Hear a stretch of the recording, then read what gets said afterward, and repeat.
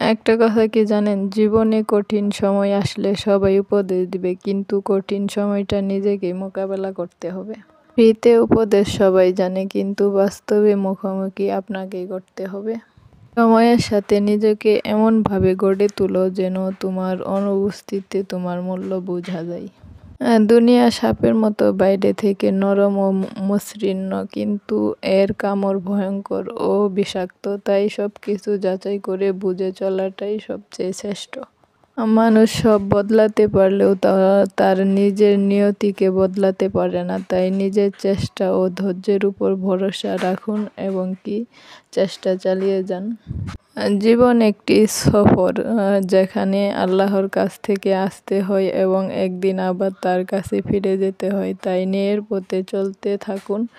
জীবনে সফলতা এবং ন্যায় নিয়ে বাঁচতে শিখুন। আর এটা কিন্তু আমাদের সকল মুসলমানদের জন্যই সবচাইতে বড় শ্রেষ্ঠ উপহার।